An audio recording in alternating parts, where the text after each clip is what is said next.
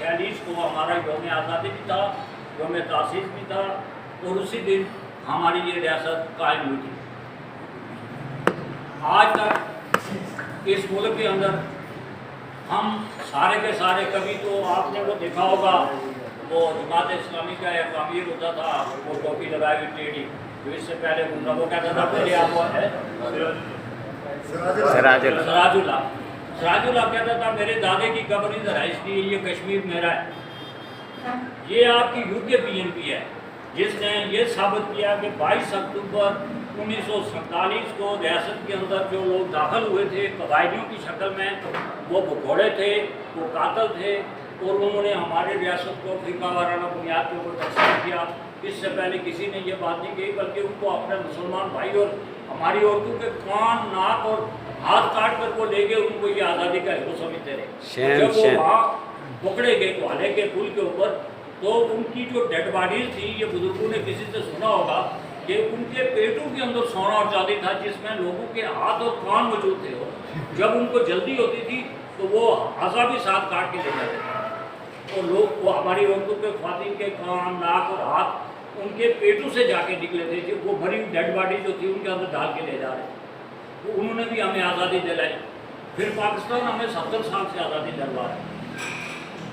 दोस्त ने कहा कि हम पाकिस्तान के खिलाफ नहीं हैं, हम नहीं हैं पाकिस्तान के खिलाफ, हम पाकिस्तान की अवाम से मोहब्बत करते हैं, इसलिए कि उनको भी हमारी वजह से सजाएँ दी जा रही हैं। उन्हें कहा जाता है कि उनकी इतनी बड़ी फौज रखी हुई है उन्होंने, और जब उनसे कोई पूछे कि किस लिए रखी हुई है, कश्मीर को आज़ाद करवाएंगे।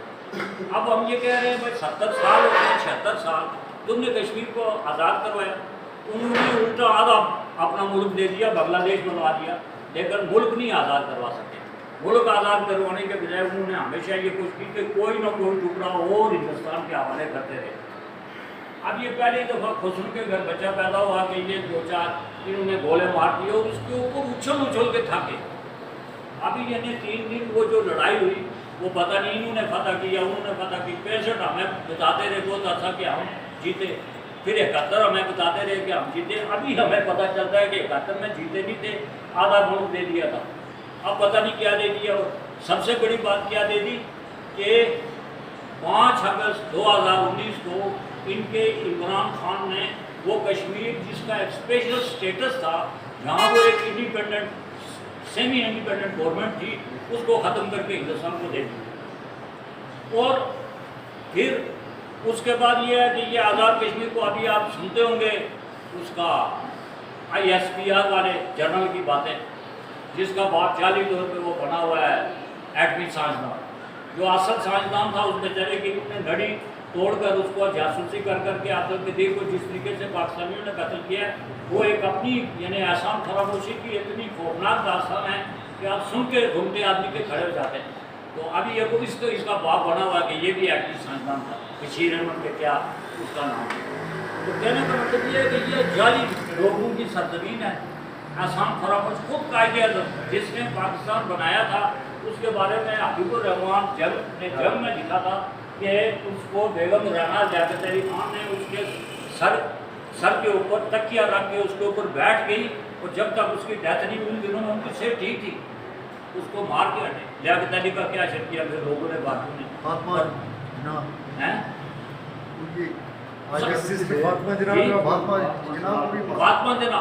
फातिमा जना की तो कहानी इतनी दर्दनाक है। वो बानी पाकिस्तान की, और जिस दिन वो डेथ होती है उसकी, उसके साथ उसका एक कुत्ता, उसकी लाश अगर आप तौबा इस्तग़फ़ार, उस कुत्ते को उसके साथ जोड़ के उसका फ़ोटो जंग अखबार में छपता है, अमन अखबार में छपता है, और लिखते क्या है कि कुत्ता और कुतिया दोनों जानवर।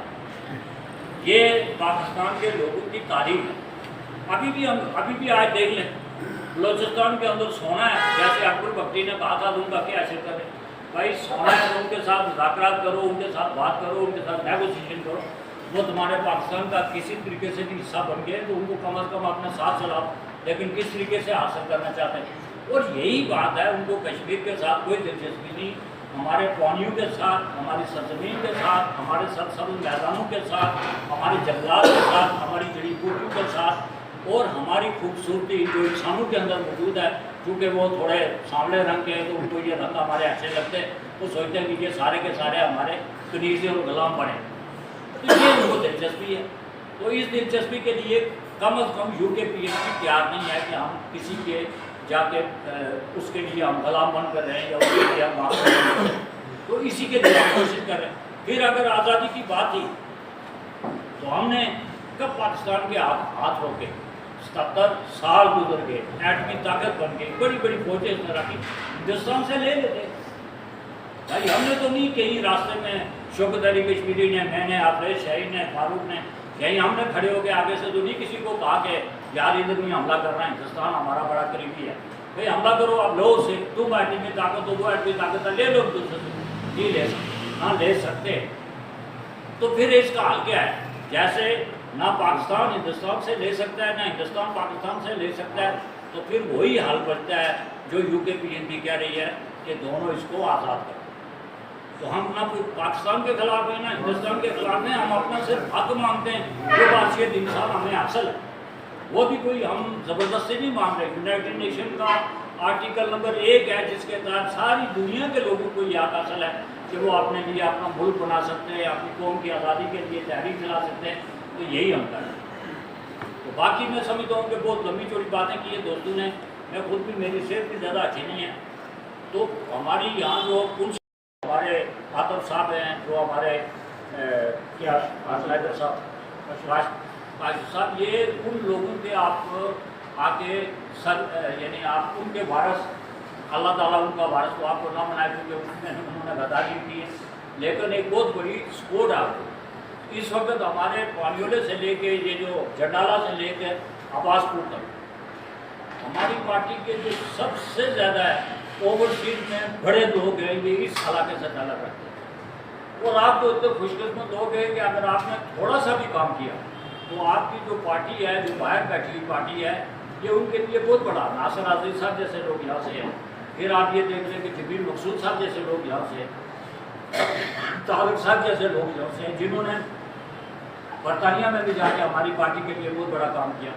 تو ناصر عزیز صاحب تو ہے، ناصر شریف صاحب تو خیر ہی ہیں، ان کے باقی ان کا خاندان تو آج کا نہیں ہے، شروع سے ذوالفقار علی بھٹو کے دور سے لے کر آج تک یہ جدوجہد کی سمجھتا ہوں علامت ہے، اور انہوں نے کبھی خوف زدہ ہو کر یہاں نہیں گئے.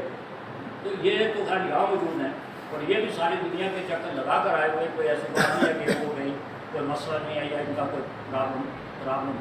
تو یہ تو ہمارے گھر کے، ہم ان کے گھروں میں رہے ہیں، ہم نے بہت سچی بات ہے ان کا نمک کھایا ہے.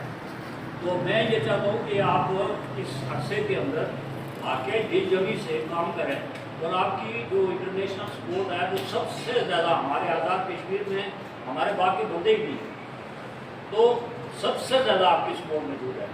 یہ پانیولے سے لے کر یہاں تک جو جدھر بادل صاحب موجود ہے، وہ اپنے ہمارے تسلیم صاحب موجود ہے.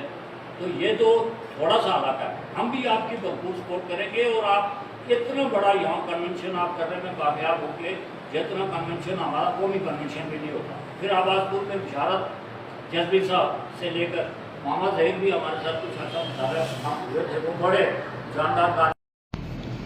اندھے نکالتے ہیں میرے چہرے سے نقص ہے، پیروں کو شکایت ہے کہ غلط بولتا ہوں.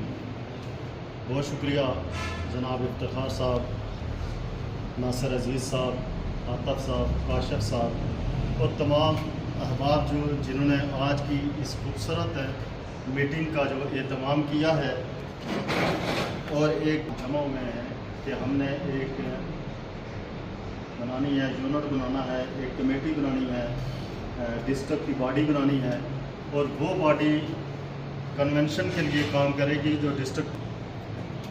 اس میں تمام دوستوں کو ہم تھک ہیں، محنت کرنی ہوگی، تمام لوگوں کے پاس جانا ہوگا اور تمام لوگوں کو اپنے نظریات، اپنے منشور سے آگاہ کرنا ہوگا تاکہ ہمارا جو کنونشن ہے وہ بہتر سے بہتر انداز میں ہو سکے. دوستو یاد رکھو کہ united Kashmir people's national party وہ واحد پارٹی ہے جو پاکستان کے اندر تقریباً 66 ہیں جو جماعتیں ہیں ان سے جدا ہے. آزاد کشمیر اور ریاست جموں و کشمیر کے اندر جتنی بھی تنظیمیں ہیں، خواہ وہ علاقے پاکستان کے حامی تنظیمیں ہیں یا خود مختار کشمیر کی حامی تنظیمیں ہیں، UKPNP کا نظریہ، UKPNP کا فلسفہ، UKPNP کا منشور ان سے جدا ہے. اور الحمدللہ میں ہر سٹیج پہ یہ کہتا ہوں اور یہ کہنے میں حق بجانب ہوں. مجھے فخر ہے اپنے قائدین پہ، سردار شوکت علی کشمیری ایڈوکیٹ صاحب پہ، ماسٹر اشتیاق صاحب پہ، فاروق صاحب پہ، کہ انہوں نے ہمیں جو 94 میں جو نظریہ، جو سوچ، جو تعلیم انہوں نے ہمیں دی ہے، وہ آج تک کسی سٹیج پہ، کسی موڑ پہ ہمیں جو ہے نا وہ شرمندہ نہیں کیا اس نے. پی این پی کے سب سپاہیوں، آج کا آپ تمام ورکرز کے ساتھ انٹروڈکشن کے ساتھ آج کے پروگرام کا باقاعدہ آغاز ہو رہا ہے، اور اس ایجنڈے میں کہ آج ہم نے پارٹی کو ڈسٹرکٹ پنچ کے اندر کس طرح سے آرگنائز کرنا ہے، اور وہ آرگنائزیشن کا جو فلاسفی ہے اس کے تحت ہم ایک نظم میں آئیں گے. اس نظم کے ساتھ ہم ورک کریں گے، اور وہ ورک ہمارا جو ہے بیسیکلی ہماری پارٹی کے لیے، ہماری انٹرنیشنل جو ہماری پارٹی کی جدوجہد ہے، ان آدرشوں کو ایک طاقت ملے گی. تو میرے دوستوں، ریاست جموں کشمیر ایک بہت مشکل قضیے سے گزر رہی ہے، اور اس مشکل قضیے میں یہ ہے کہ اتنی فرسٹریشن شروع ہو چکی ہے. کہیں تو ہم رائٹس موومنٹ میں جدوجہد کر رہے ہیں، کہیں